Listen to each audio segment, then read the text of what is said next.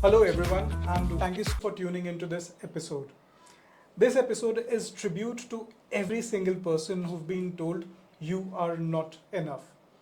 In this, we unpack journey of Shrutika, and she is a perfect example for anyone who felt they are not enough, and then she moved from self-censorship to self-authoring.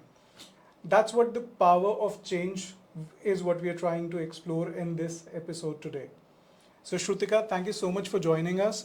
It's a pleasure to have you in this podcast. Thanks, Saurabh. I'm very excited to be here, and that's why I jumped on this opportunity. That's also a part of the secret of my success. I usually jump on opportunities where I go with my heart more than my mind, and if I see an opportunity, I just jump on it. Wonderful. So, while we are talking about this journey, you're somebody, when I look at your journey, I feel that your you shaping into a leader started way back before you got this title. And while I'm curious about that, I would love the listeners to know what your backstory is, especially because you are somebody who's struggled constantly with this feeling that I am not enough. So if I go back to your roots, like how did you grow up? Tell us about your journey, where it started. So I've grown in a family where everybody was doing very well. My parents, my sister, my cousins. So everybody is very successful in what they're doing. They're on the top of their game, and I always felt the pressure of doing more.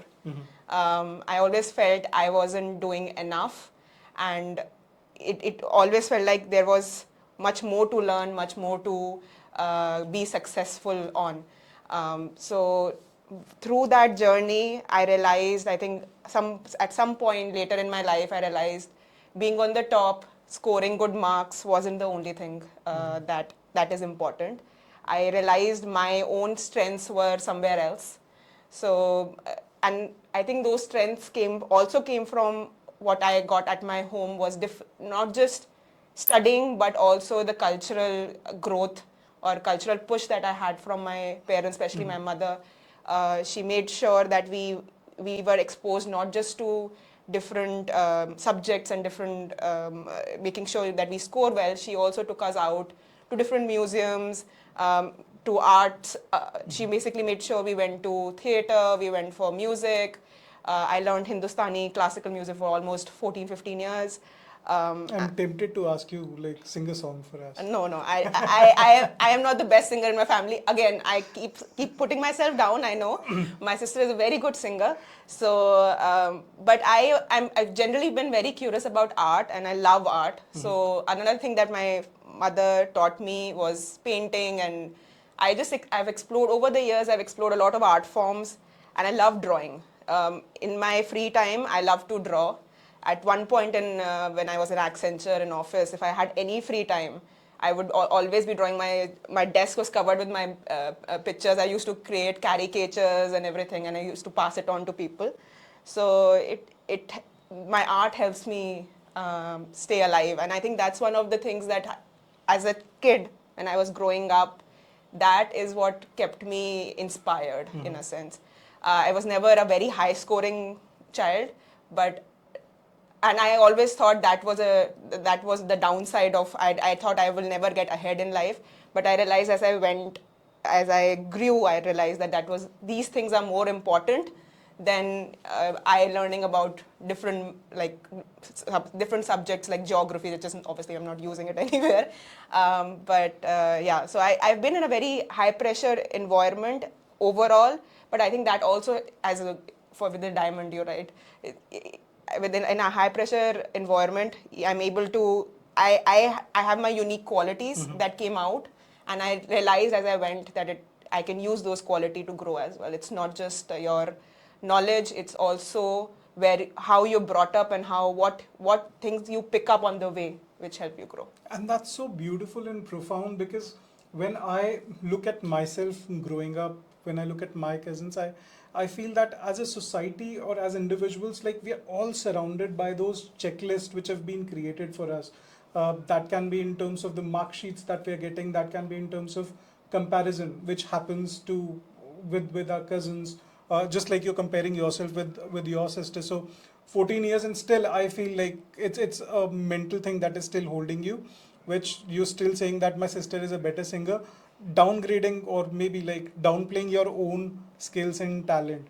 So it's so I would love to know what are the kind of mental things that you do to outgrow that part of you which keeps on telling that hey, this is not enough, or maybe like other people are better than you. So how do you outgrow that kind of self questioning? I was self-questioning until a few years ago, until COVID actually. I did a stint of therapy in between where it helped me understand and grow. Um, what it helped me with was trying to understand myself. I usually forget to acknowledge what I've done. I usually used to say, this happened to me because of the timing.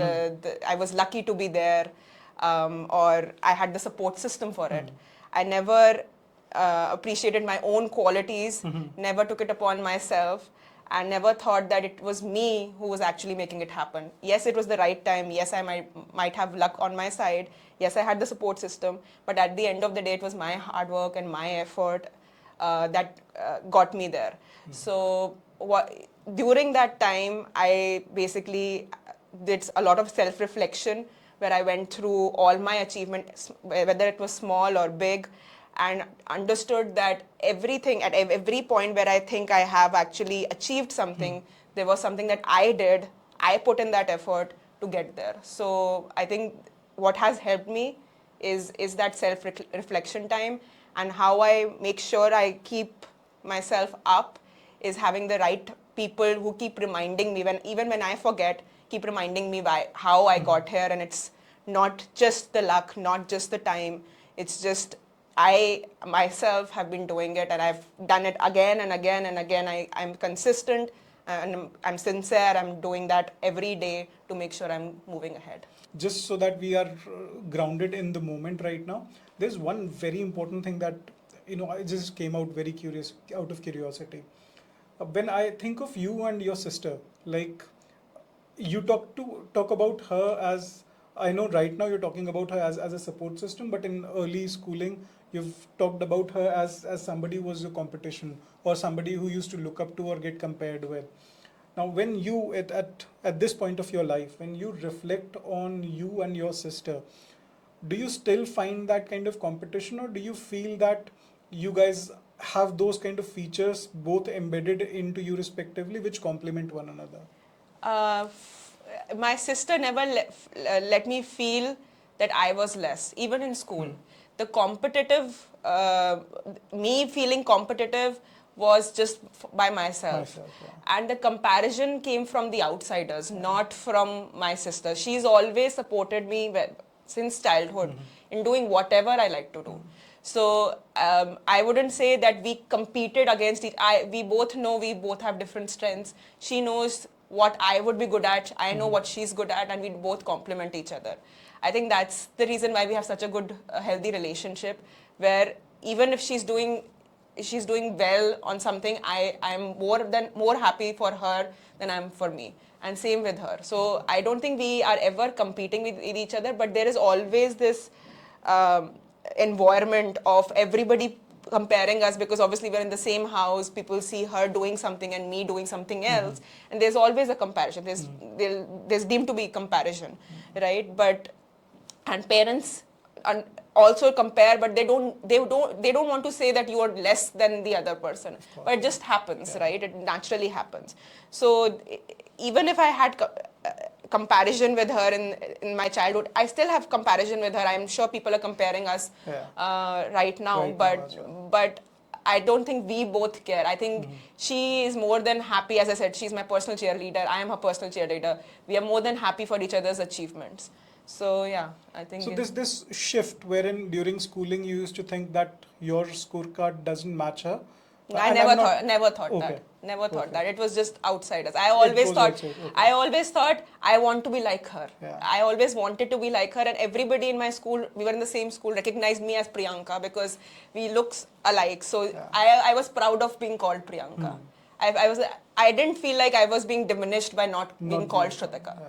I felt like, oh, I embody her. So I don't think I ever felt competitive in that way. I just felt less by myself, thinking, oh, I can do more. I knew I could do more, and I could see with the pressure I had around me, I felt that pressure. I don't think I ever by myself thought that I'm competing with her. I know I can't reach her level. She's at a different level. I'm at a different level. I think that realization I had very early, that I can't compare her. But it was always just trying to come closer to that level.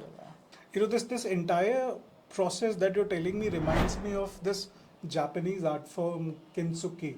It's basically wherein the broken pottery that is mended by molten gold. Yeah. And the primary philosophy behind this entire process is to reflect that cracks are beautiful. Beautiful, yeah. Right? They are a part of your system. They are not your flaws. Yeah. Right? They are your features. And you've adopted, and I think you've embraced that thing beautifully. So any youngster or any person, like, because it happens with me at this age as well, as to like comparison with people around me, my school friends, when I look at them at LinkedIn, and I feel some of them have done wonderfully well, and I'm still stuck at, I'm doing better, but still like not Could have done could have better. done way better. Yeah, no, I know. So if any person is listening to you today who feels that they're going through the same cycle of self-doubt and they're pulling themselves down, what would be your few like suggestions? First of all, kintsugi, funny thing, I did that a couple of weeks ago. I went into workshops. I do a lot of workshops with my friends and try a lot of different art forms, and I've always wanted to try kintsugi. Thank you so much for telling us. You're so rich, you can buy gold. No. So they did it with epoxy, and they put like gold foil into it. Yeah. But it was so much fun. I think, and I'll tell you what, they gave us a cup, and they told us to break it first. Breaking it was more fun than actually putting it together. And I think that speaks a lot about how generally life is. Breaking things is easy. It's fun. Like it will happen like this, right? In an instant. People will laugh at it, right? But then putting it together carefully, making sure all pieces come together like perfectly and they look good. Doing that, putting that effort is difficult, but at the same time the outcome is beautiful, right? So as you said, the basic thing that kintsugi teaches you is that cracks are good. You can always put things together and you can make it more beautiful. It wasn't that beautiful, it's more beautiful, and every crack tells you a story. That's right. On how you broke it, what happened, right? So first of all, I think what I would say is it happens with everybody, and there's always ways to put it together, right? And how you put it together is, one, it takes time. You have to be sincere about it. You have to put in effort for it. Second, I think you have to, whenever some self-doubt, I think self-doubt comes with everything. Everybody doubts themselves. And having that, you need to have confidence in yourself that you can build back up. So just be consistent, be confident, and keep reminding yourself of your successes that have happened before.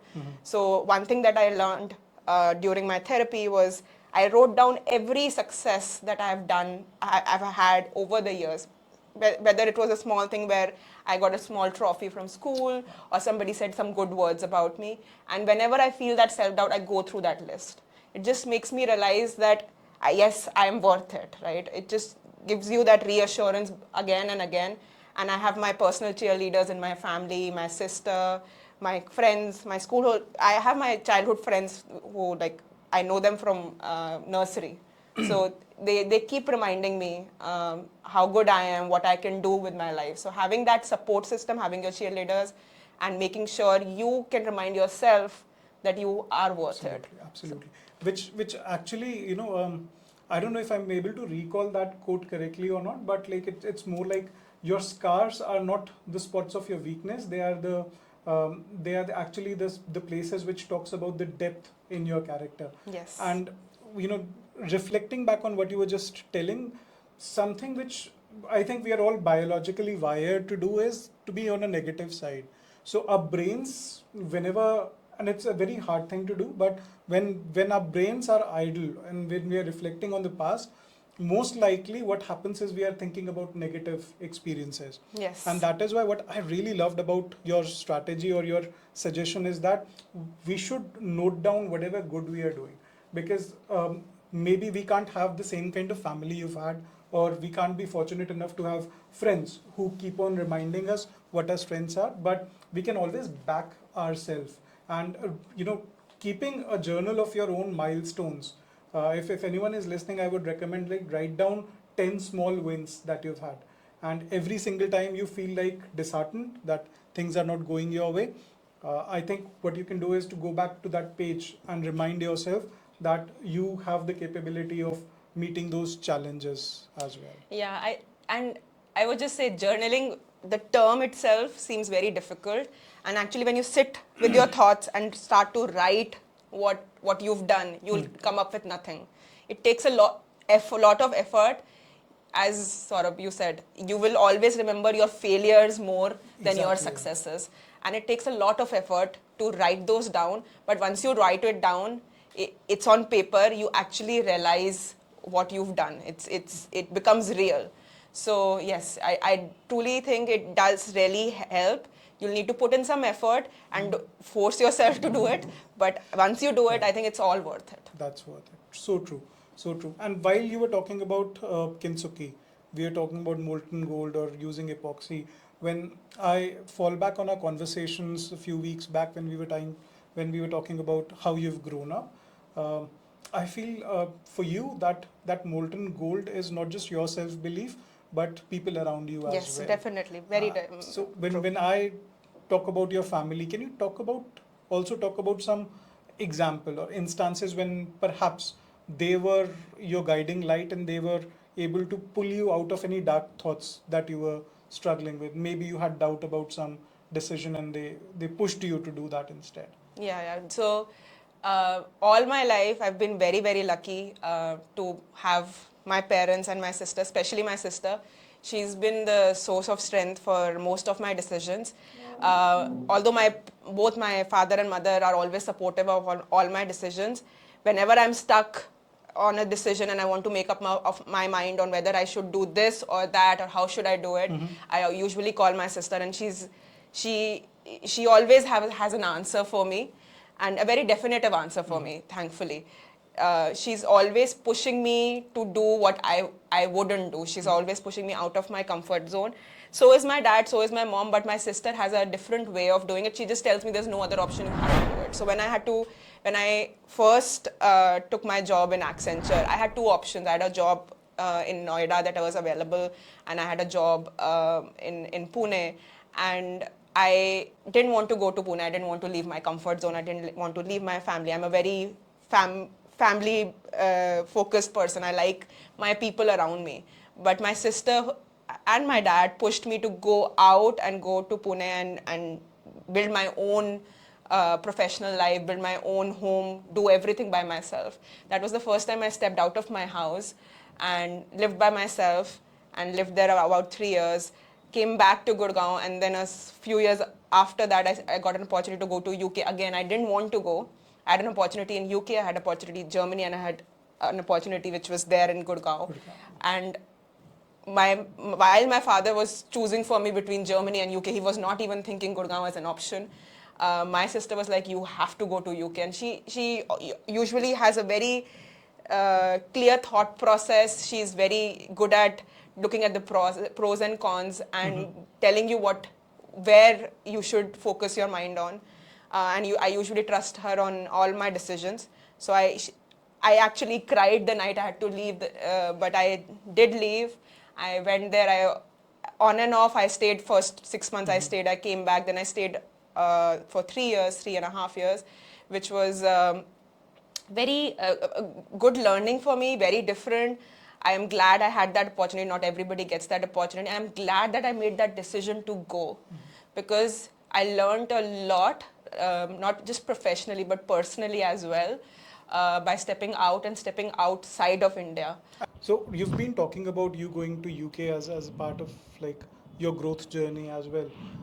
And I'm very curious to know, because I've worked for a client in UK, what's exactly like life in UK, and if somebody decides to move to UK, what are some of the cultural shocks or pleasantries that they can expect in Europe? So every culture has its own pros and cons. Hmm.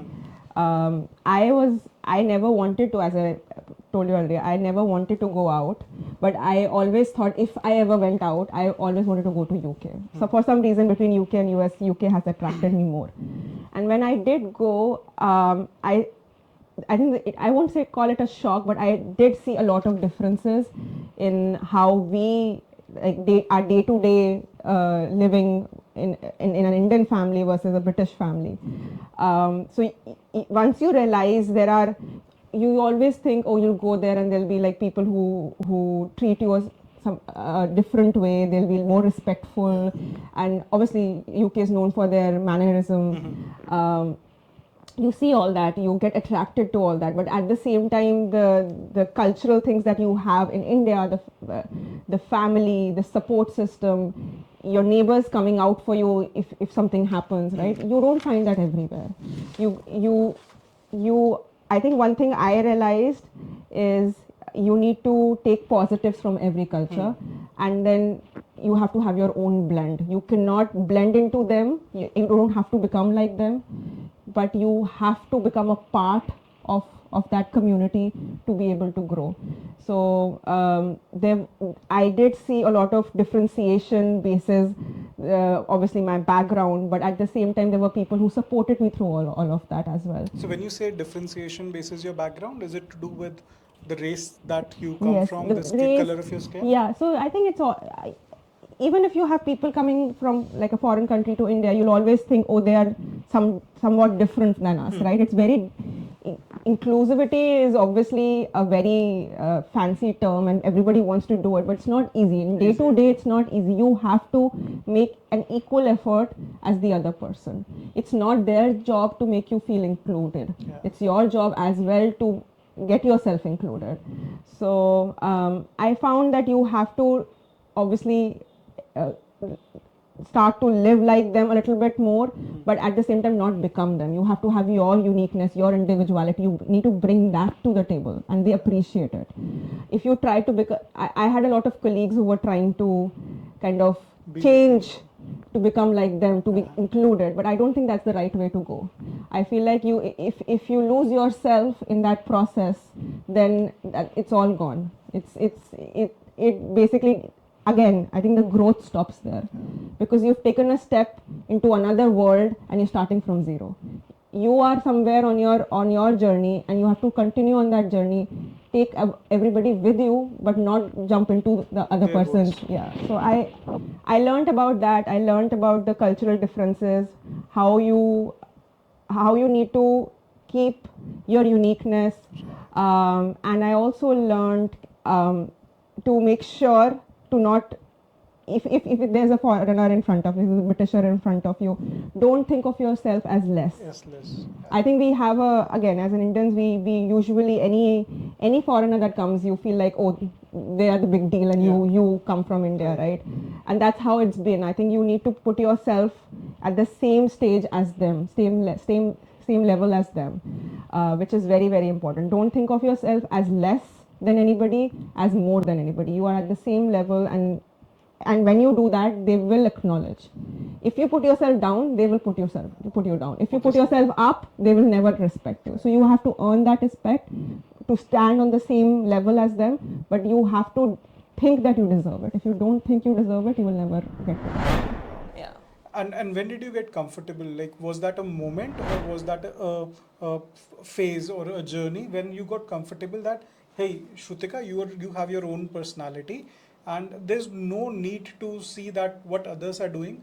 They are meant to maybe optimize themselves in their own zone, and I have my own zone, and there's no need to have that kind of competition, or there's no need to have that kind of mental comparison going on, because they have their own journey and you have your own. So did that happen like in an instance, or over a period of time? Over a period of time, but mostly when I started working, because until you are in an environment where your marks, your degree means the most, right? You always feel you've not done enough. I was never a topper. My sister's been a topper all through, right? Used to go to Nirala's and get our ice creams, and she used to always get an ice cream Sunday and everything, right? So until you're in a position where your marks, your scores are speaking for you, I think I always had that in the back of my mind. But when I stepped out in the real world, I realized I was street smart. I could manage the situations around me. I could manage the pressure around me. I knew how to manage people, and my instincts were very good. So I learned to trust my instincts and to use those as my strength. So I think it's only when you step out of that zone of when everybody's saying, oh, how much did you score? Were you top of your class or not? Were you in the top college or not, right? Your resume is basically, everybody's searching for IITs and IIMs on your resume. Up till that point, I think I always thought that was important. Okay. But as I jumped into a job and I started doing the work, and I was sitting with people who are from IIT and IIM, and I was still able to grow, I realized it doesn't matter. It doesn't matter. What matters is if you are able, I think it's hard work and sincerity most of all. If you are able to put in that effort, whether you have that knowledge or not doesn't matter, because at the end of the day, whatever you learn in school, it's just the foundation. Everything else you build on the go as you start working. And I really love the way you framed it, because when I look at myself and even my career, so a part of my career, I was a trainer at an e-commerce, domestic e-commerce, wherein we used to hire people who were like at the basic pay, like whatever would be the lowest scale pay for the call centers. We used to hire people from them, and I used to see students who are coming from MBA colleges, not the premium one, but like from their side, from their parents' expectation, they did their MBA, and now they're searching for a job which is like starting from a scratch. Something which was very prominent in me growing up and when I interacted with them was that we all come up with that burden, and I mean I would say that yes, 10-20% do miraculously well in academics, but not everyone is able to do that. And those who come up with those comparisons or those burdens, that money has been invested, time, love, and even efforts of parents have been invested in education, and now you're starting from scratch, a level which perhaps you never imagined. It becomes so hard for people to outgrow that failure. And I always tell at least the trainees that I had during that time, that your education is not your validation actually. You're starting a journey from scratch, and a person who has done like 90% in college versus you who might be 50% in college, that 2 years down the line will not matter, right? So how do you, like if somebody tries to go through that same journey again, like what do you think, like is it academics or is it the skill? How should somebody try to craft their first 3-4 years as per you? I think your foundational skills are more important. Having 100 in maths, you're not going to help you anywhere, except while doing your taxes. Basically, what you need to focus on is making sure, one, confidence, second, your communication, and third, just being able to put in that effort when it's required is very, very important. What I have usually seen, if you get people from very big colleges, is that they are not so humble in their approach. They're full of ego, and which basically prevents them from doing that hard work. They think they're already there, so they don't need to put in that hard work.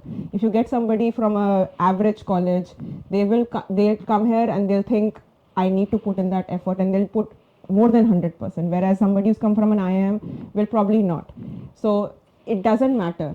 I'm not saying people from IIM and IIT don't put in effort, but they usually tend to think they've done. There's a sense of entitlement. Yeah, they usually think they've already put in the effort during their education. During that, which is true, but that's not enough.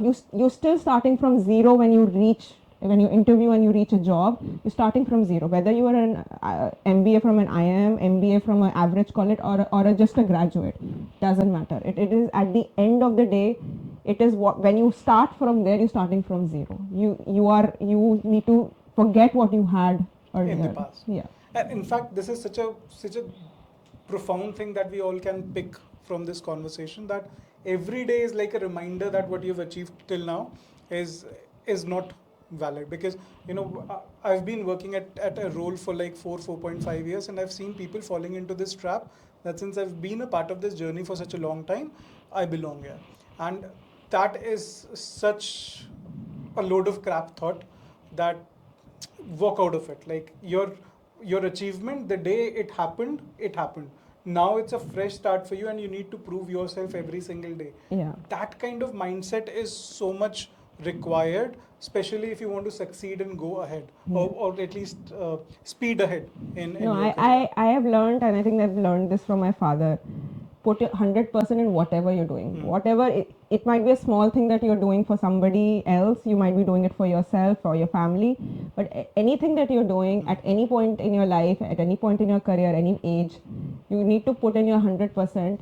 If you don't, then don't. Basically, then that I think that's where you start your failure starts, right? You have to put in 100%. So I was in Accenture for 9.5 years. And I every day of my career, I can say I put in my 100%, even my 110%. I never took anything for granted. Having the opportunity to go to UK, I didn't look down upon anybody thinking I have got the opportunity, they haven't, and I'm someone special. I always knew I had to prove my mettle everywhere I go. Whether I'm already there, every day I made sure people knew why I was there, and they wanted me there. So I think you just have to keep doing that hard work every day. It cannot be one day, it can't be a few days, it can't be an alternate day. You have to put in that effort every day. That's what it takes to kind of grow exponentially. Otherwise, what happens is you reach that position and then it stalls. And that's where people say, oh, I'm not growing. You're not growing because you think that you've achieved something that now automatically people will promote you and you'll automatically grow. It doesn't. That's so like groundbreaking thought for me, at least, because so when I look at your journey, when I look at you working in Zinnia, both of us are at Zinnia, by the way.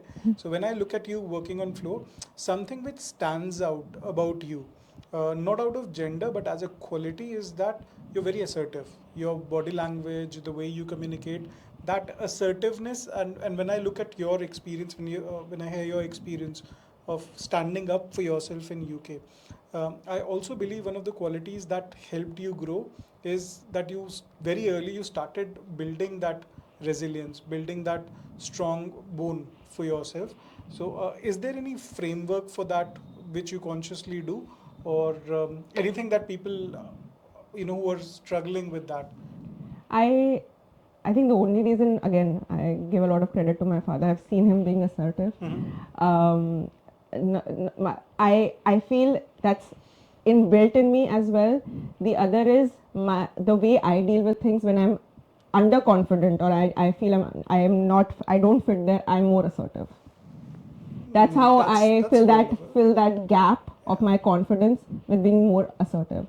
So you remind yourself that, hey, this is, so it's, I think it was, there was this Chinese art form, war.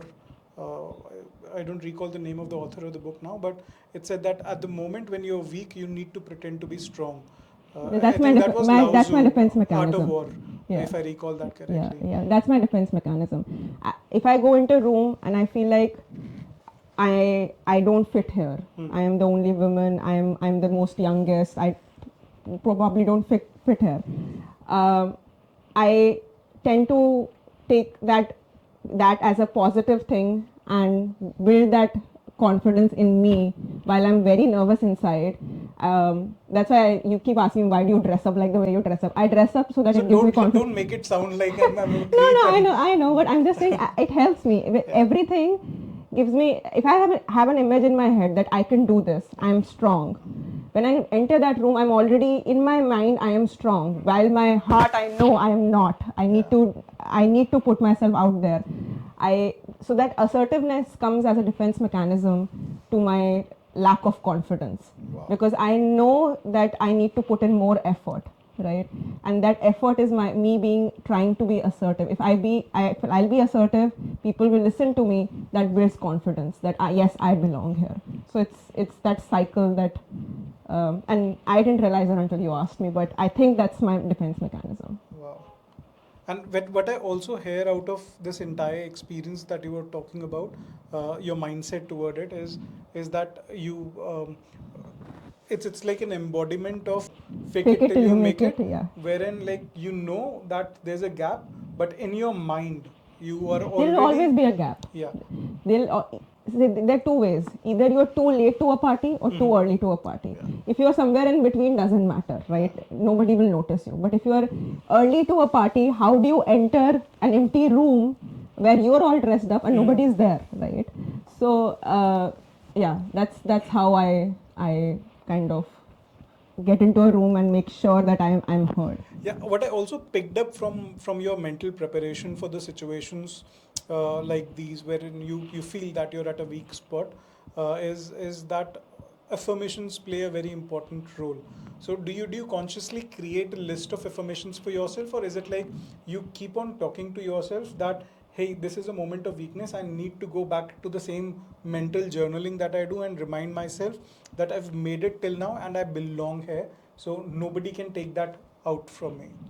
I don't do any affirmations. Okay. I know I've done things, I've journaled things, but it doesn't come up when I'm actually trying to enter a room. I don't know how it comes to me, but the only thing I can say it happens is whenever I'm nervous, the only thing I tell myself is being nervous is good. That means that you're doing something big, right? When people tell you when you're sitting in the roller coaster, you're scared because you know you're doing something scary. It's something big. At the end of that journey, there'll be something positive for you. So I know if I'm nervous, it could end both ways, right? But at the end of it, if I've done it, there's still a positive, right? Same as this. When you asked me, I was a little bit nervous. I took a moment when you asked me, if you remember. Yeah. But then I told myself, why not? Yeah. Let's try it out, right? Because what's the loss? Yeah. Nobody knows me right now. Nobody will know me in the future. Yeah, and plus, like, I think that was the same conversation I had with myself, because I kept on parking the idea of doing a podcast for a very long time. I kept on giving myself excuses that I need a better camera, I need a better space, and I kept on delaying that, and then eventually I sat with myself and told, like, hang on, you're going to do a podcast, so probably 1,000 people are going to watch it, like out of billions and billions, 1,000. So what's the impact? Even if it goes wrong, there's hardly anyone noticing, and if it goes right, those 1,000 people would be impacted in a positive way. Definitely. So one thing that I feel that anyone should do to embrace a growth mindset is also tell themselves that why not, right? Always evaluate that people are judging you, they would judge you irrespective anyway, of fact, yeah. whether you do or not. So it's better to fail, do it, learn something out of it, and make your life a bit piece of adventure during that time. Judgment is a part and parcel of life. You're walking, people are judging you. And I think for women, judgment comes in naturally. You do anything and you're being judged. If you're doing it properly, the way you've been taught, like everything is a judgment. So I think, again, one thing that I've learned over time, just forget about it. People will keep judging. And you talking about being a woman, it also, a very prominent thing that I observe is that you belong to an industry or a domain specialization which was never created for women for a very long time. In fact, for a lot of women who try to join tech, either as a coder, as a developer, or as a product manager, I strongly feel that their presence in a room is not just about their physical presence, it's also about making a statement that you are in a space which was initially not designed for you. So when I see people like you making a statement, being there, being bold, I also realize that what you're doing is recreating that mold which was created maybe 20, 30 years back, not celebrating this gender. So like, help me understand like how difficult that part is, and for women who are struggling to break into tech or who are struggling to make their presence felt, how would you empower them with your thoughts today? So when I started off, and I loved coding, I've always loved technology. I think I wanted to be an architect. That didn't happen. My second choice was being a coder. And when I was doing software engineering in college, I was probably the only girl who loved, like I did my project all by myself. I didn't take it from buy it from anybody. I actually did it myself, and it was such a big achievement for me. I really wanted to get into development. When I joined Accenture, unfortunately they do have, and I've never been good at scoring, as I said. Whatever scoring they did, they put me into QA, and my career started off as a QA. Fortunately enough, in Accenture, my manager saw something in me.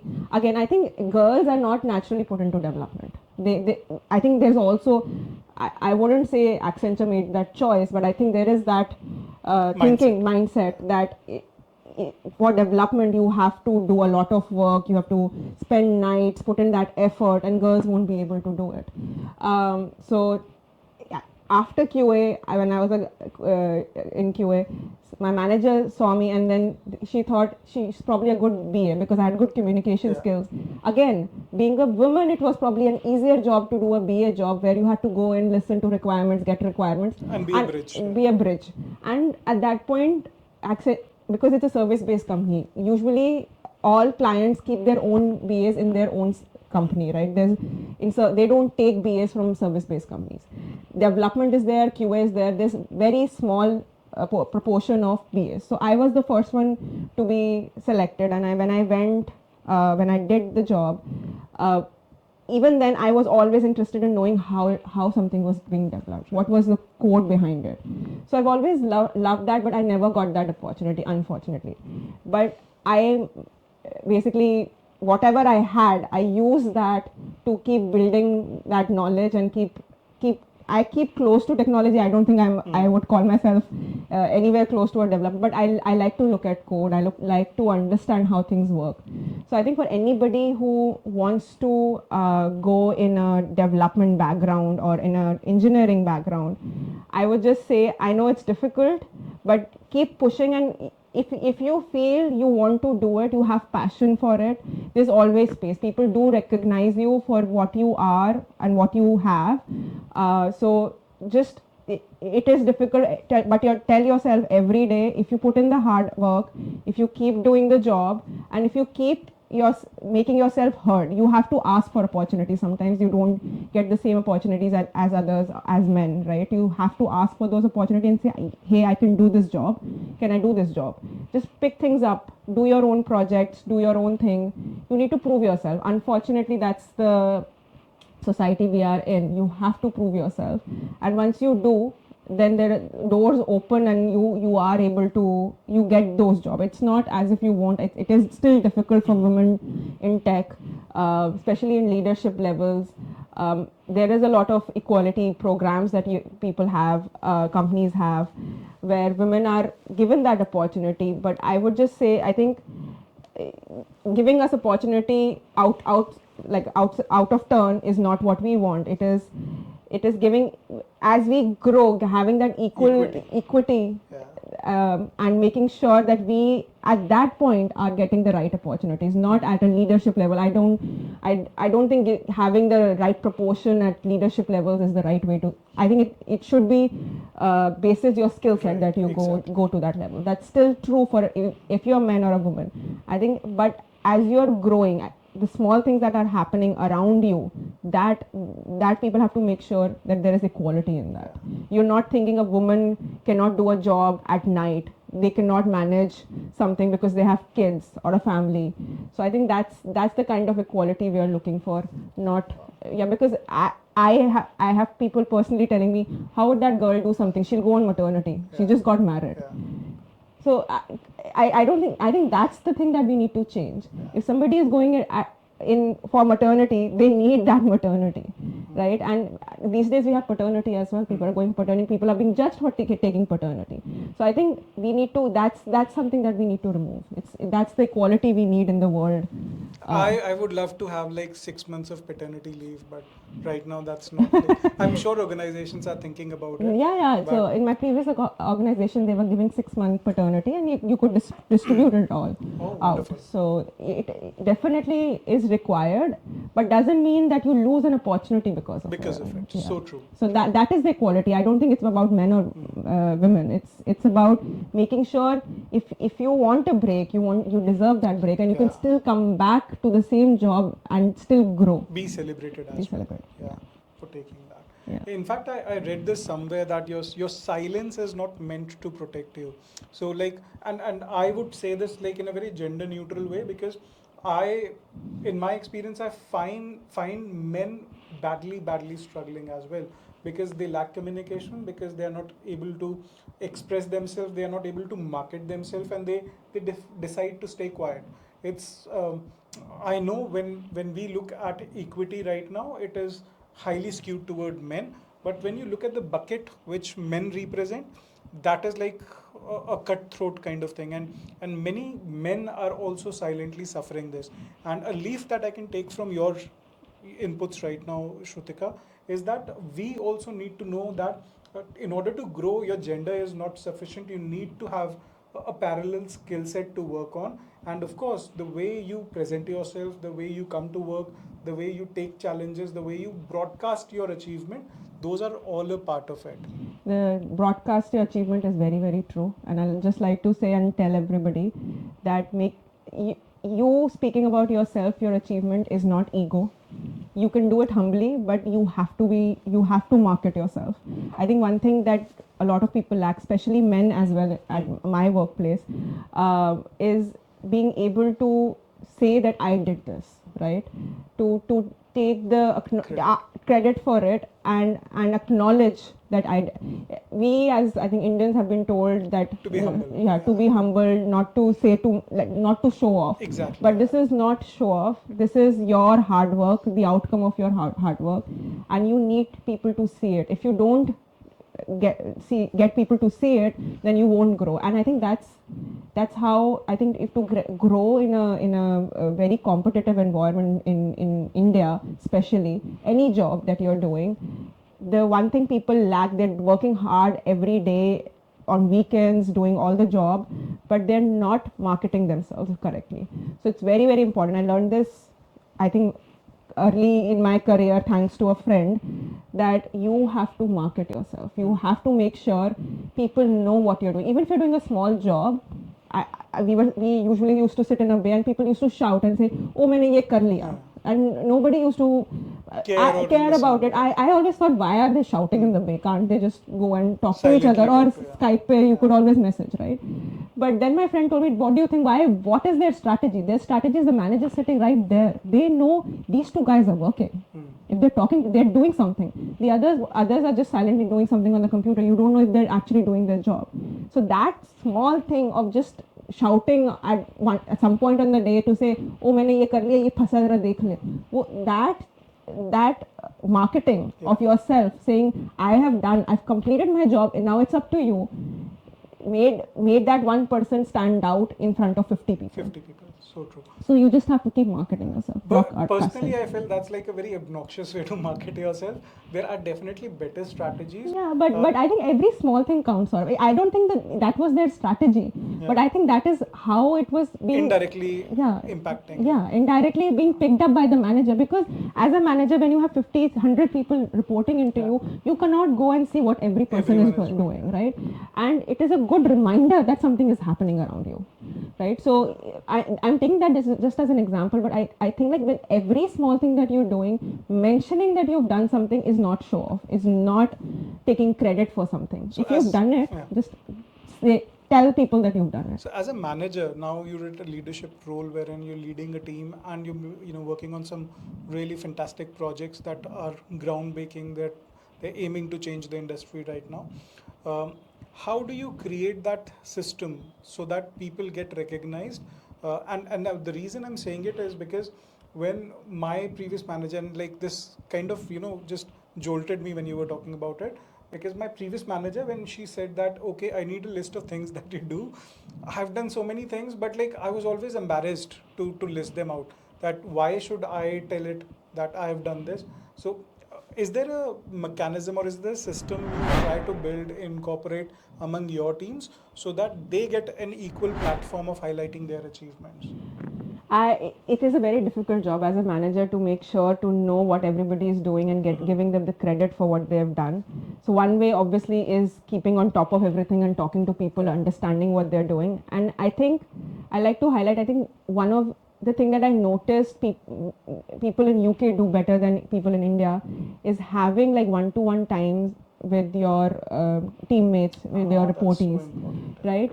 And whenever I first time when I spoke to my manager in the UK, so usually we used to have, because it was Accenture is a service-based company, we used to have managers in India, manager in UK, but they were also client managers. So the first time I had my one-to-one with my client manager, it was a very different kind of one-to-one, because usually in my circle, in my team, when we had our one-to-one with our manager, it was mostly about your performance, what are you doing, how are you doing, what are your challenges.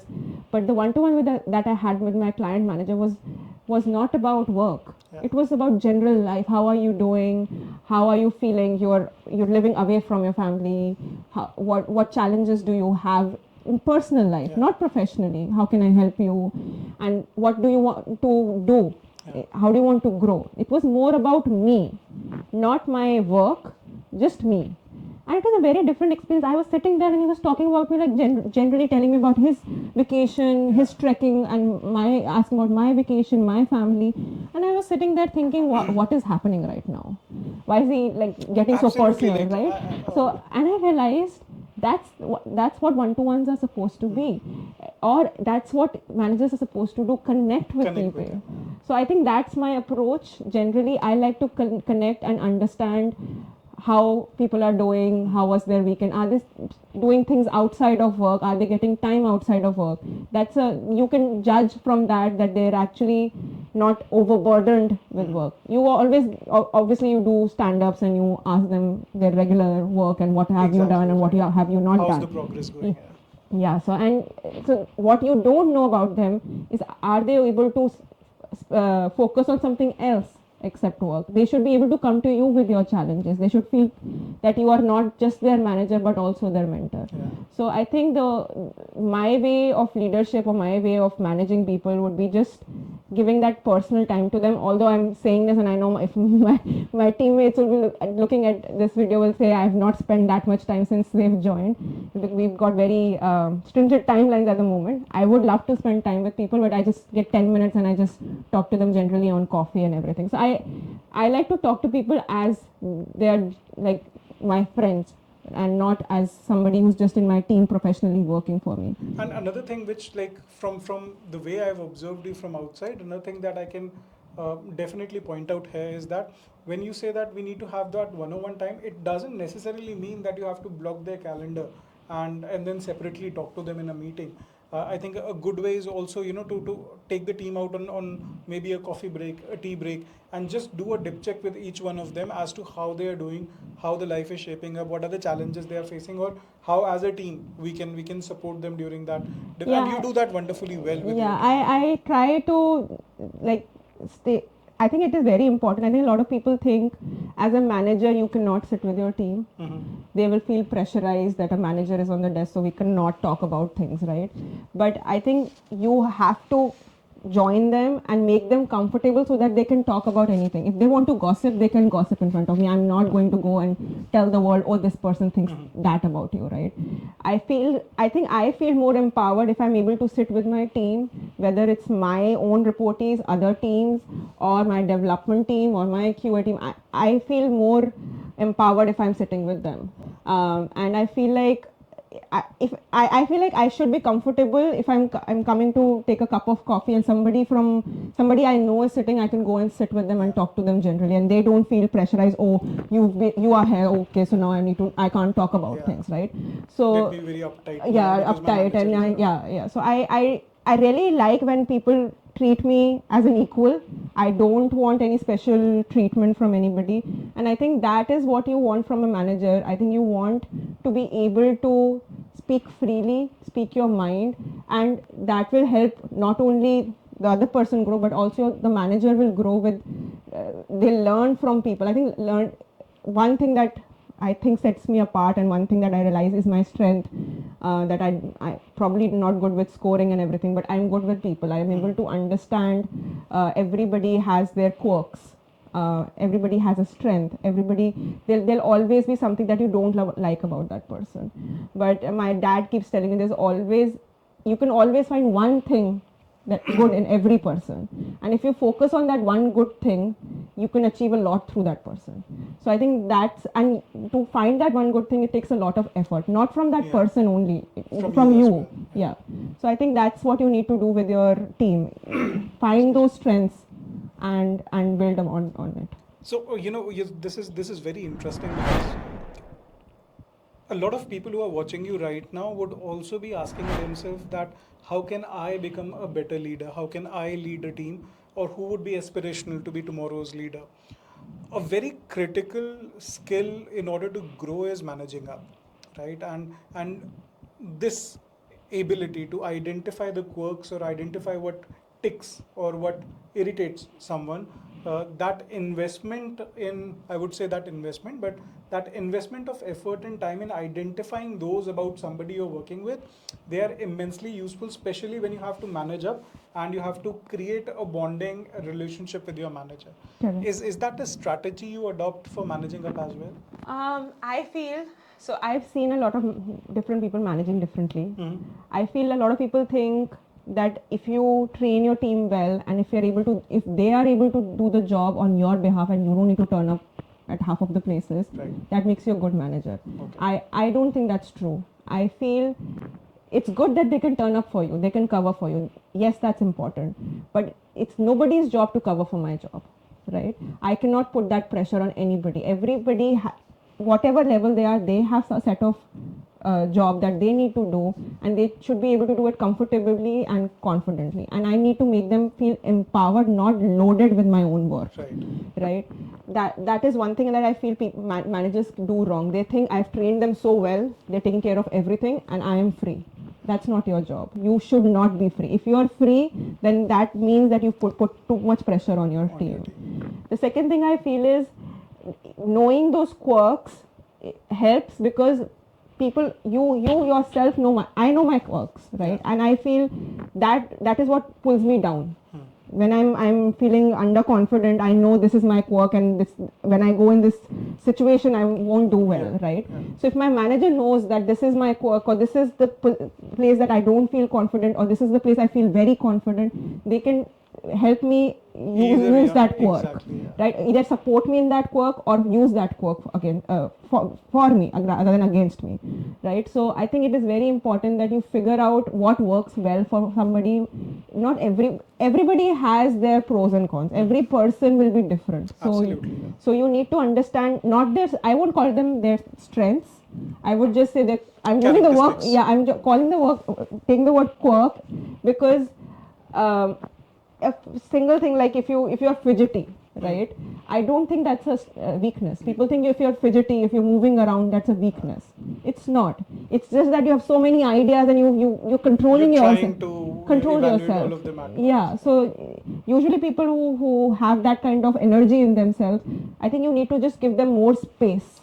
So I think that's what I think. You just need to figure out everybody, and that as a good manager, you need to make sure your team is not overburdened, overloaded.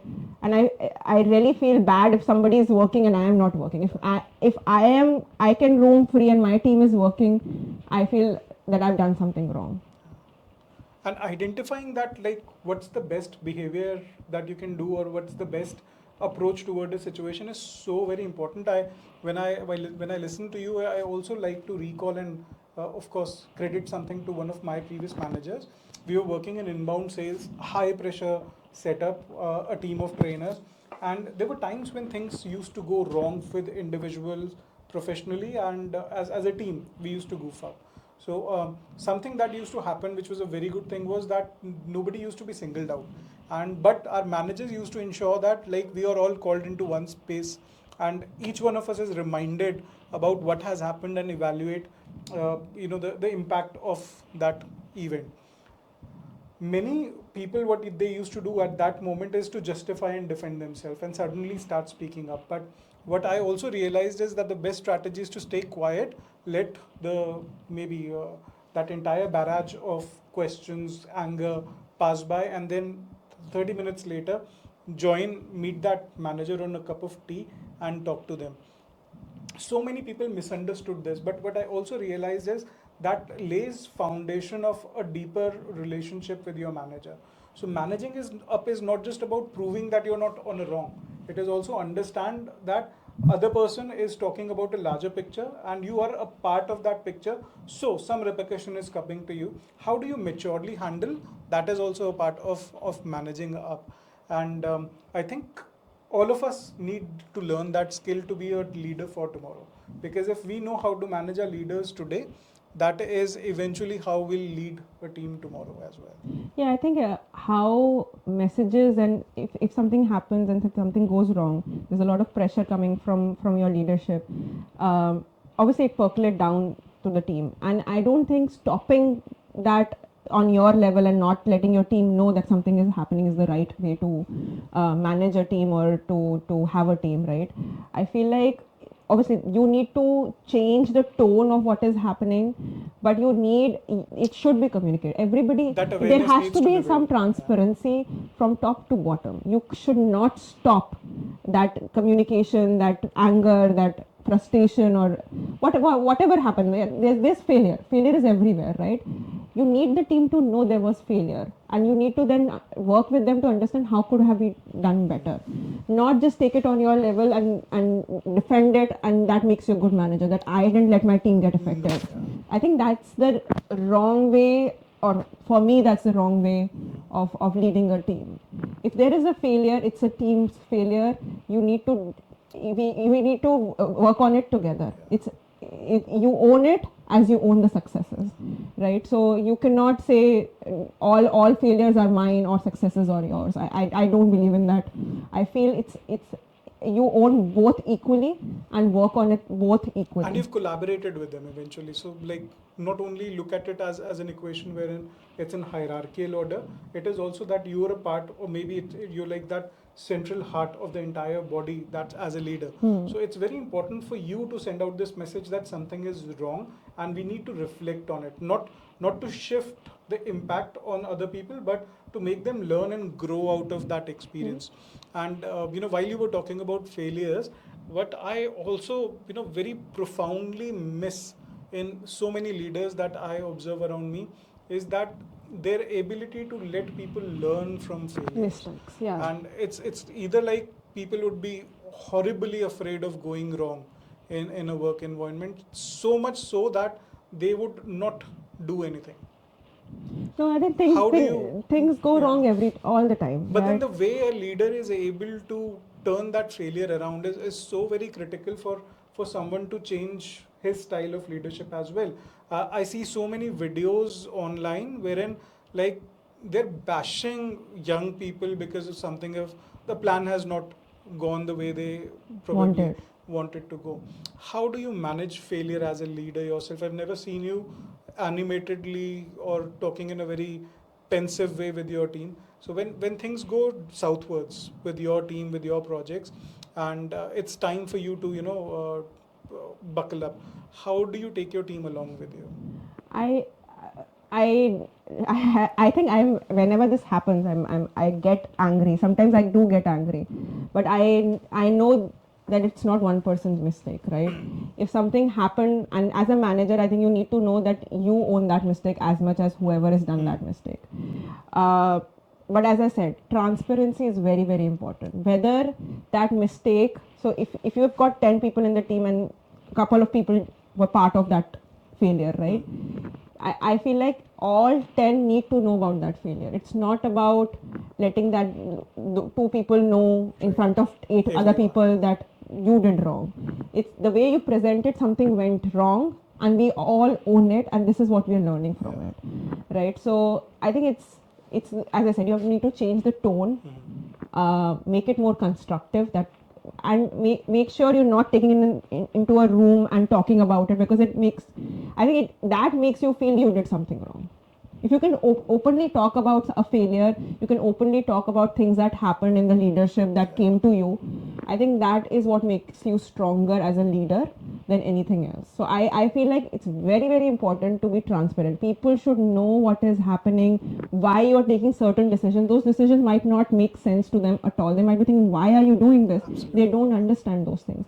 So even if you're making that decision because somebody told you so, telling your team doesn't say that you are kind of aligned to that person or you're just doing what the other person is saying. True. Tells them that there is a hierarchy, and yes, we all have to work on it. There is no other way.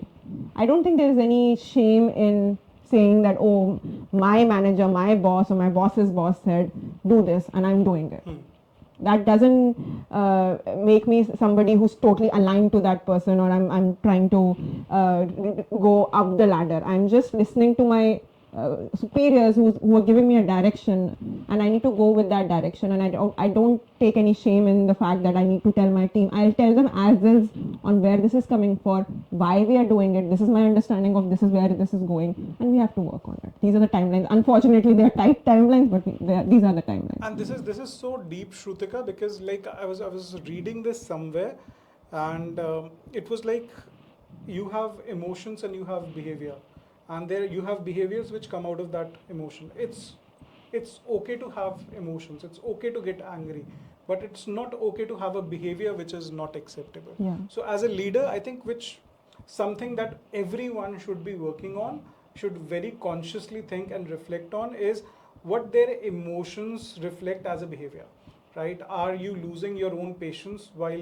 connecting with people, or are you managing them in such a way that people feel safe working around you, that okay, with this one leader I can work, and even if there would not be something which is going as planned, this guy is going to nurture me and give me a positive reinforcement and help me grow out of that experience, and we'll be in that together, not just my blame on me. So that is so profound, and I see so many leaders going wrong because they try to justify their behavior out of emotions, while it's a controllable area which they should focus on. Yeah. I really truly believe keeping your team away from all, like, protecting them is one thing, but you, by protecting them, you don't want to make them overprotected kids, right? When they go out in the world, they don't know what will happen. So I think there has to be a balance where that's why I'm just using the word change the tone of things, but make sure that they know that where this is coming from, why this is coming, what is happening, and they feel involved in the company, in the leadership, right? Otherwise, they feel like they're just minions doing something that I've told them, right? Exactly. So yeah. And this also, like, I have to point it out here that there's so many leaders who, out of their well-intended behavior, they would protect and shield their team, only to find out that tomorrow they are moving to a different project, and the team that they were so competent working under them, that was never exposed to the kind of challenges and harshness which the leader used to manage, and suddenly now they have to manage things on their own, and they're like in complete oblivion, and they don't know what to do. So as a part of leaders journey is also to ensure that your team is not just protected. Yes, shielding is important, but how do they become self-sufficient in your absence? That is also a criteria of your success as a leader. And not talking and dwelling too much about what wrong people do, I would also like to find out from you, Shrutika. Those who will be listening to you right now would say that I'm not that fortunate to work with a leader like Shrutika, who is like so, sorted out right now. I won't say I'm not sorted out, but thank you so much. But like, as compared to so many, like, they would be saying this question that my boss is completely contrast. Like, have you ever worked with that kind of manager who's been like very shrewd, or who's been like getting all the work done from you and taking all the credit for herself or himself? So what was your experience like on a complete contrast of. I thankfully I've been very lucky with all my managers, and my friend keeps telling me that you are very lucky in matter of managers. So I've mostly got a very good managers who've always mentored me and always helped me grow. There've been a couple in here and there who have tried, or I wouldn't say tried. That I feel like as I've grown, I've understood taking credit is not what people want to do. It is just that as you grow in the pyramid and the number of seats reduce, you have to survive. There has to be, you need to have something that you can keep, and you keep growing with that, right? So as a manager, as you grow and you have less actual work that you are doing, but more responsibilities, you become more insecure. So I don't think that it's anybody's fault. I think it just happens when you start growing. You have to sometimes take credit for other people's work because you want to keep your job secure. So the way I've learned to deal with that is it's a give and take relationship. So your manager has to show something to the leadership. You give them those tidbits, give them those points, and then when you have given it to them yourself, you don't feel bad, right? And in an environment where when both of you are sitting there, you know that they are going to present these 4 points, we are going to present the rest of the 6, and then they have something, you have something, and both are happy. So I think it's very important to understand, not as I said, my father always tells me not everybody is bad. I really love the way you've collected and shared your thoughts about leadership. But when we talk about leadership, it also reminds me of Steve Jobs, who said that you cannot connect the dots looking forward. You can only connect the dots looking backward. And when you look at yourself as a leader today, your only standout element or achievement is not that you're a part of products or you're great at just creating the catalog of things which are changing the industry right now, but it is also that you've been able to nurture other elements of your personality. When you look back at your journey and you try to connect the dots, what would be some of the standout moments for you which has helped you shape up that nature, shape up this personality, which is helping you not just at work, but I think negate the pressure of that work as well? I think a lot of credit for that goes to my mom. So as I was growing up, she introduced a lot of culture and art to us. And since my childhood, I've been very, very interested in art. As I mentioned earlier, I've learned a lot of art. And one thing that I do usually in my free time is put pen to paper, right? So what happens is, it's funny, it's very difficult to explain, but sometimes I have an idea in my mind and I can't sleep all night. Until I draw it and I put it on paper, I cannot sleep. So I get different art ideas, different things that I want to do, and next morning I just get up and do it. I think that's helped me a lot in my journey, especially being a product manager. It has helped me a lot because I'm able to imagine things that don't exist. So what I usually see, what I've acknowledged and I appreciate about myself as a product manager is when I'm in the room with tech people and business people together, when a problem is being explained and we're discussing the solution and throwing ideas, when tech people are talking in their tech language and business people are talking in their business language and both of them are not understanding each other, I actually am able to play that role of a product manager very well because I'm able to connect the dots. I can imagine the skeleton the technology team is explaining as well as the flow of the business team is trying to explain. And then I'm able to put it into words that both can understand. So I think my artistic background or my love for art helps me to be a good product manager, helps me to be better at my job, helps me to be better at everything I usually do, even if it's like making your bedroom look beautiful or making your workspace look beautiful. All my friends, my sister, everybody appreciates my creativity in the sense they always ask for my advice on, अच्छा यार ये कमरा हमें संभालना है या सजाना है, how do I do it? And I don't need to move things around to see, oh, this fits here. permutation combination करने का जरूरत नहीं मेरे दिमाग में I have that, I'm very thankful for it. I can imagine everything. मतलब मेरा imaginary world है where I can imagine, this will go very well here. And you need an additional thing here. So my sister recently moved in Philadelphia, and I was there in the US while she was moving. So I helped her. I was so excited. She was very, she was like, oh my God, I need to move, and it will be so much work. And she thought of it as so much work, and I was so excited. So same when I moved to UK, I was first staying with somebody, then I took my own place, and I had so many ideas. I made around hundreds of these swans from origami, tied them up with a string, and made my own curtains, made my own painting. So I made a comic strip.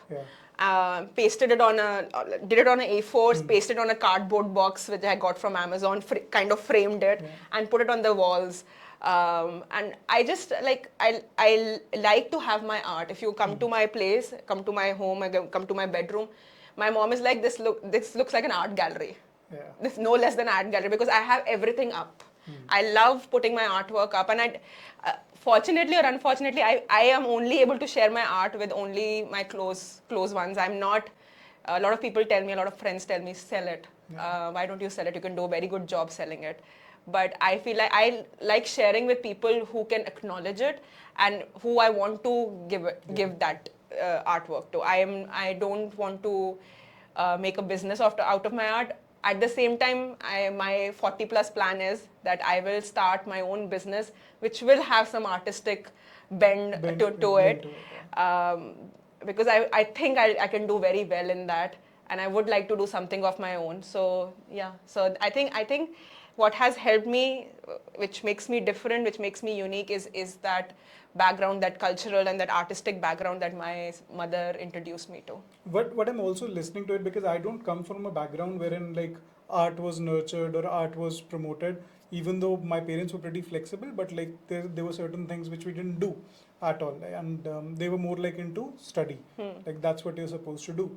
So what I'm also listening out of this is that it becomes very important for us as individuals to be able to express ourselves beyond what we are working on. Definitely. And the meaning of our life is not just defined by the 9 hours or 10 hours or 11 hours in case you're working over the shift of work for yourself. You need to find the avenues which have your own personal expression beyond work. If work is that, nothing better than it. But if your work is just to sustain your life, you need to come up with those integrations in your life that can allow you to creatively or in terms of emotions express yourself and be grounded from that Definitely. perspective. Or and you don't necessarily need a, like, if you're feeling jealous that, oh, her mom was so supportive, you don't necessarily need to come from that kind of background. Don't waste time, think of things that you can be engaged with, and allow yourself to be represented by things beyond your paycheck, beyond the car that you own, beyond the designation that you hold. That is so important for us as human beings, and that's where sustainability also comes in. And when I look at you, you've been working like excruciating hours, right? I don't see you like you're not typically like 4 to 5 or 8 to 6 wala kind of person. You would work, and then I see you rushing out of office talking about, I have another meeting to catch up, so I have to reach home at time. So when you're working continuously for such a long period of time, these things also help you to kind of unfurl yourself, get that mental break as well. Yeah, so unfortunately for the past 6 months since I've changed my jobs, it's been difficult to find time on weekdays. But as I said, weekends I usually try with my friend to do a workshop, learn something new, learn a new art form, and spend that time, because art itself requires a lot of patience and a lot of time. So while I'm not able to take that time out during work, I do make sure on the weekend I'm able to do something except work. I am totally against weekend working. In my whole career, I probably have worked only a few weekends when there was releases or it was required for me. I don't think anybody's forced me and can force me to work on a weekend, because I like to take that time off and do something different than work. which could also be just going out and watching a movie, right? So I think one, taking a break is very important. Two, I think having a hobby really helps. You mentioned a lot of people think work is their passion. I also believe my work is my passion, but I feel like at maybe later in your life you'll realize once there is no work, you'll realize there's nothing else to do, and that I think that feeling is probably the worst feeling.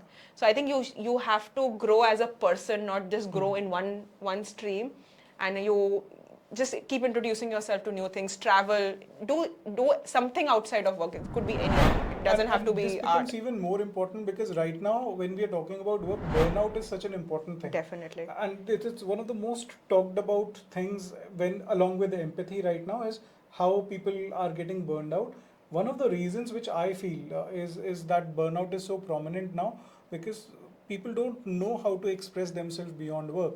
So when they think of avoiding a burnout, they would think of like 6 days of vacation or 5 days or 2 3 days of extended weekend. That's what they're looking for, but then that is entirely missing the point because you're not again aligned to your own self. So that 3 days of break within like 10 days will It's not- fade away. That's what like I feel.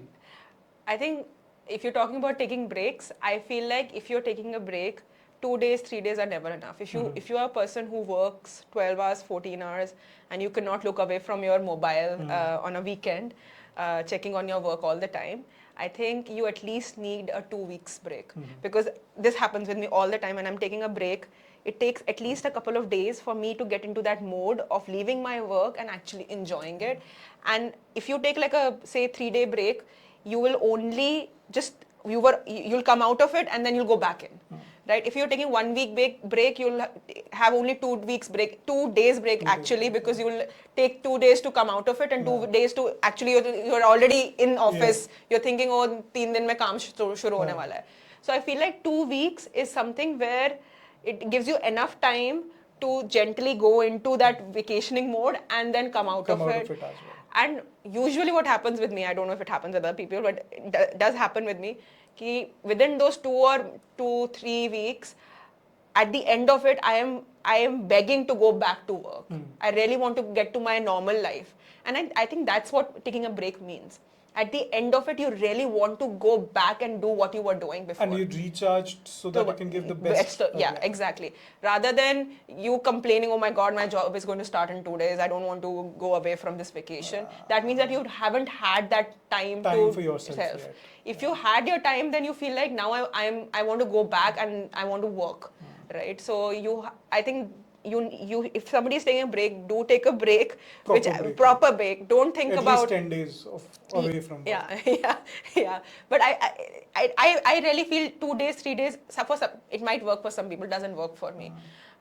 It is actually adds more work and more pressure for me because I know when I go day Your after, mind is already at work. Mind is there, and when I go after that break after 2 days, there'll be more work for me. It's not worth it.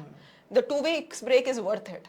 The 2 days break when I have to do 2 days work afterwards is not worth it, right? So yeah, I think I feel like break is very important, and having some kind of a hobby or something that you can do on the side which makes you sane. Sanity is the most important thing, I feel like. And my entire point of having this conversation about break and burnout was also not that you need 10 days of break, like some of the bosses would be killing me right now, but is that the element of burnout would be negated to a very large extent if you know how to invest in yourself on short breathe, like a burst of time, like 1 hour into drawing, 1 hour into listening music, singing, or 1 hour just sitting watching a river flow.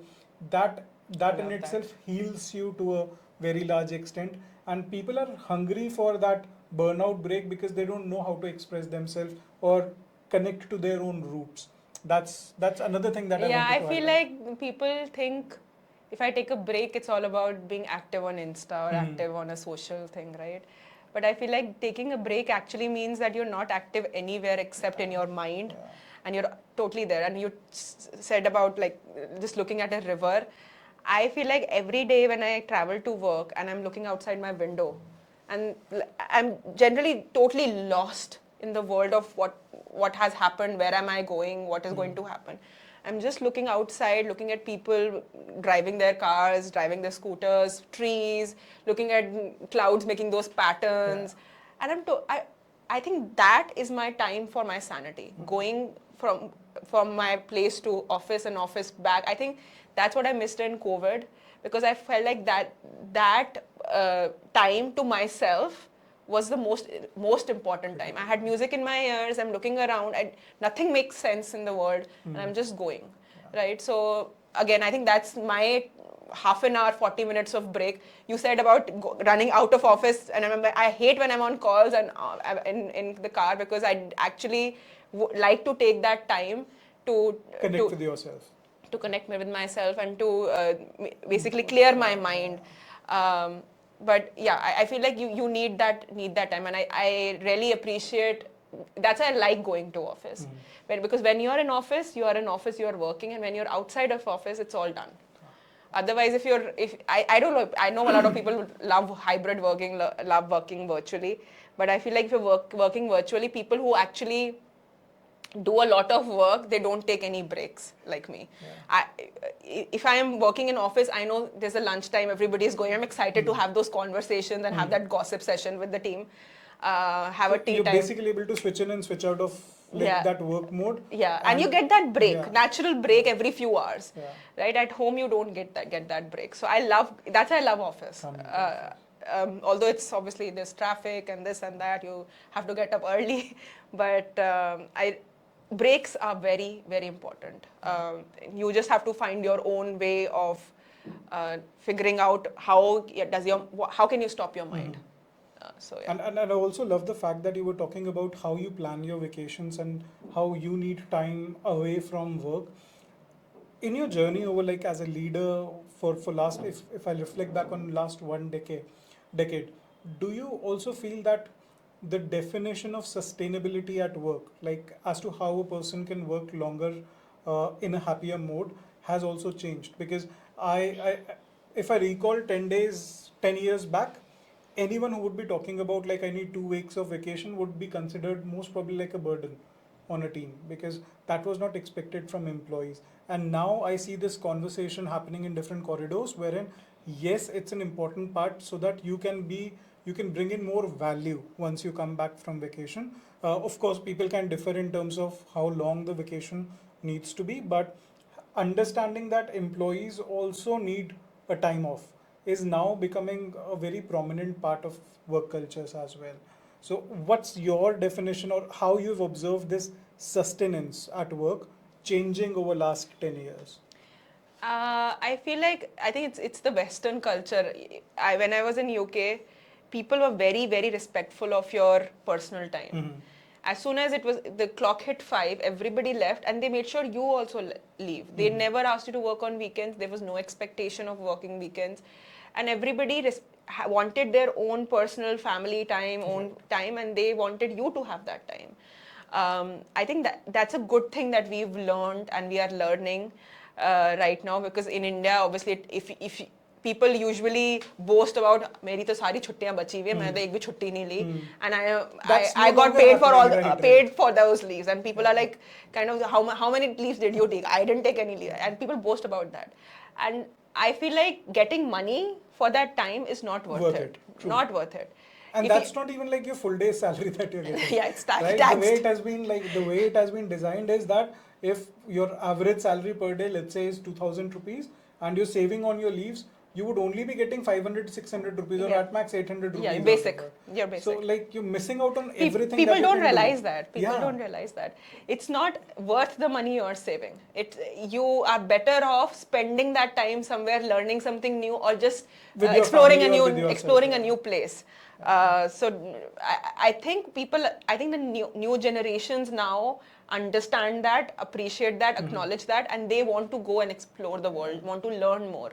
However, the older generations still think that it's a waste of your time. You should rather save that vacation for a rainy day, or for when you leave, you'll get the money out of it, right? So I truly believe that vacation, breaks, everything that you do for yourself takes you a bit longer. Although these days nobody wants to work till they're 60. Everybody wants to retire early. But I still feel even if you're retiring early, this is the time that you can actually travel and learn and grow. Traveling, personally, I think I've learned a lot by traveling. And it's not just UK, I've traveled a lot of places. My father... Do you travel solo? Yeah. So the first time I traveled to the UK, I traveled solo. So, and that was just after my college, and my father pushed me. It's funny, and people won't believe it. My father was the one who told me, you go alone. And I traveled alone. I've traveled alone quite a bit. I traveled to the Europe, did a trip with my friend. We stayed in hostels. It was so much fun. We explored so many new cultures. So we made so many new friends. And it does sound like very filmy. But it actually happens. When you go out, people are there who want to talk to you, who want to understand how your culture works. Right? And there's so much like... And you learn about their culture. Yeah, you learn about their culture, you learn about other people, you start appreciating, acknowledging other cultures as well. Plus, some things that you thought are not normal in India or not normal in our culture, you basically figure out that is normal. Around the world, it is normal to discuss things. Like that's yeah. So I think it opens your mind up to new opportunities. So traveling is very, very important. And again, I've been very, very fortunate that I've traveled a lot, not so much for work and just for pleasure. I've been able to travel and explore new places. I'm actually just traveling in a couple of weeks. I'm going to Georgia. Wow. I usually try to just between COVID, I think I didn't do that, but usually I try to at least have one foreign trip, exploring a new country once in a year. If not once, twice. I actually try for twice, but doesn't happen always. And for those who do not have the same pay package as her, or who like me, it's not necessary to go to a foreign country. You can explore the places around your space. It's the idea is to meet new people, interact with them, and understand what their cultural. And these days, foreign trips are not that expensive, Saurabh. Let me tell you, I have people who are not earning. I'll sit with you on budgeting. Yeah, we can sit. I have friends who are not earning and still traveling and still making sure that you just have to you don't get that much exquisite holiday, but you can stay at places, you can do volunteering work, and you can still explore a new place. So these days there are very unique ways of how you can explore a country. And I think people should definitely do it. And I think that's the one thing that the new generation is doing right. Than the older generation. So yeah, I think that's one thing that we should learn from them. And we should also do it. And that's so interesting, because while we are approaching the time when we have to wrap up this very juicy discussion today, but you're also perfectly spaced from your age and designation point of view, you're perfectly spaced to be a bridge between the new generation which is coming into work versus the old generation which might have spent their entire career thinking with one specific mindset. So when you're talking about the new millennials coming into work, they having this value for work-life balance, what would be the one thing that you would ask them to shift, and one thing the older generation to pick?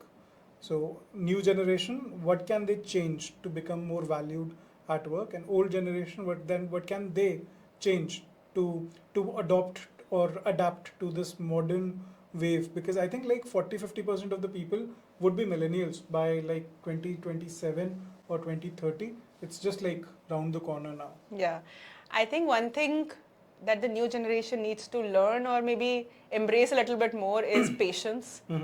I feel like they keep jumping from one thing to another. Right. While that helps you learn, that doesn't give you stability. And stability is important because in anything that you're learning, there's a learning curve. You learn it, but if you do it for a bit longer, you learn more. Yeah. That learning is greater than what you learn by the steep learning that you were doing.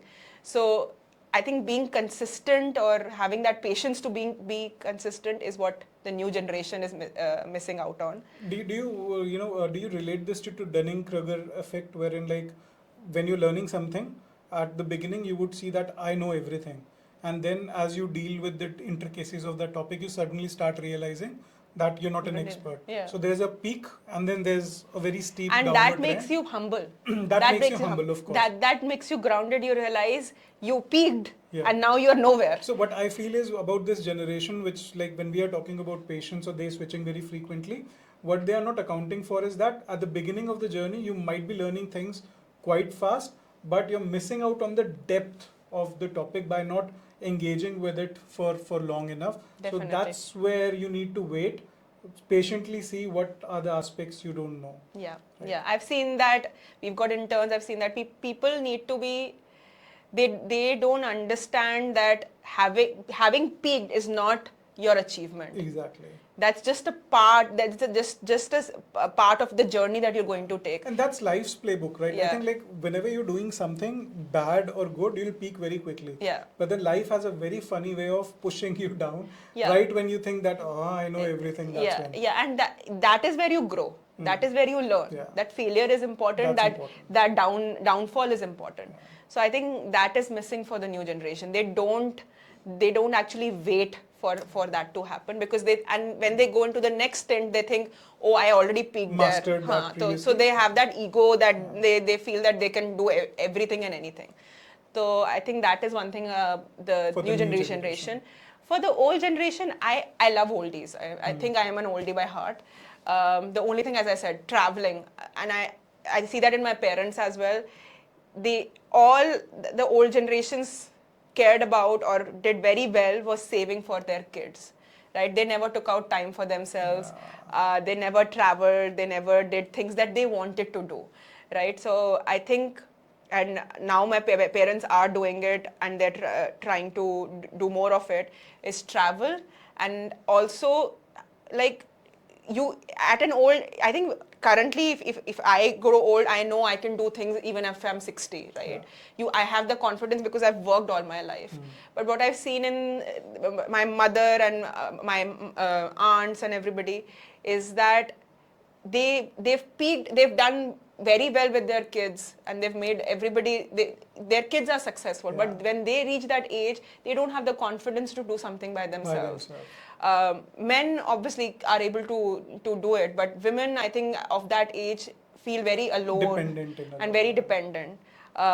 Again, but I see my mother, my aunt. My mother is working with IWC in a Wheel Club of Delhi, which is an arm of Rotary, and this year she's becoming a president of the club That's as well. fantastic. Yeah, so I think you need to. I think one thing that the old generation needs to do is be able to step out of their comfort zone and be able to do things that they really wanted to do and never got an opportunity Explore for. that part. Yes. I mean, learning never ends. And I think like when many people look at getting old, they think about retirement, but retirements actually never happen.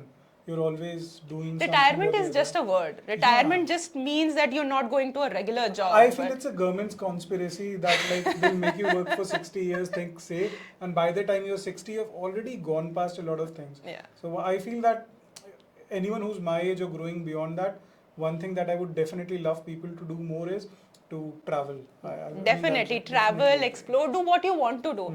And I think kids should support their parents in Parents that. as well.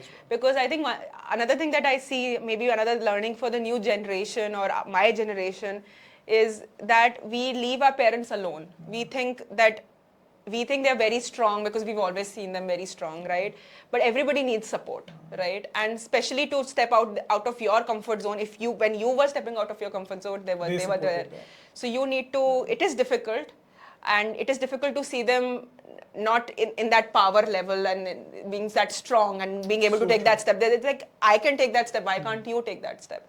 It is very frustrating. I get frustrated all the time, but I feel like you need to help them, you need to support them, and they should also get a chance to explore the world like you have.